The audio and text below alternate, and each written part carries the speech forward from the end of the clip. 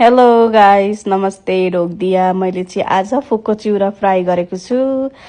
कालो कराईमा तेल थोरै राख्ने, अनि त्यस पछाडि जिरा फुराउने, अनि त्यस पछाडि अदुवा लसुनको पेस्ट, अनि प्याज, अनि त्यहाँदेखि प्याजको साग राख्ने, अनि त्यसलाई एकछिन भुट्ने। अनि यो चाहिँ मैले हिजो बनाएको, मैले धनिया पनि राखेँ गाइस। त्यसमा चाहिँ मैले भन्न बिर्सेछु, मैले हिजो यो बनाएको। हामी चाहिँ उता डिसी गएको थियौँ कि चेरी ब्लसम हेर्न।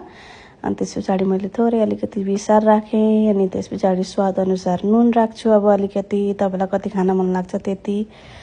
अनि मैले चाहिँ पिरो हालिनँ, नानीहरू पनि थिए त्यहाँनिर, अनि नानी बाबुहरूले खाँदैनन् पिरो भनेर पिरो राखिनँ। तर यहाँ पिरो जस्तै एउटा कलर चाहिँ हाल्छु म, तर त्यो चाहिँ पाप्रिका हो, पिरो होइन। म चाहिँ पाप्रिका हालेको छु त्यसमा है।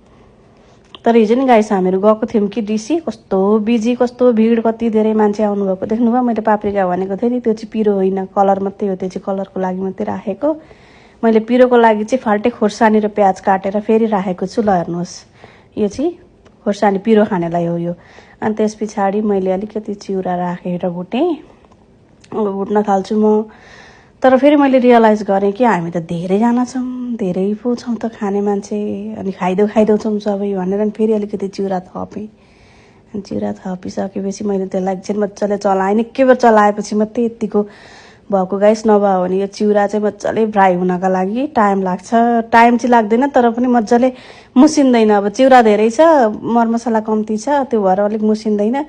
तर यो चाहिँ मैले धेरै बेर चलाउँदा मात्रै यतिको भएर मुसिएको। अनि यो चाहिँ गाइस यसो गर्दा चाहिँ तपाईँले सानो आगो बनाउनुपर्छ है, नभए भने चिउरा पातलो हुन्छ होइन, फ्याट्ट डरिहाल्छ। अनि डढ्यो भने चाहिँ मिठो हुँदैन, राम्रो हुँदैन। मैले चाहिँ सानो आगोमा बनाएर मजाले फ्राई गरेको है।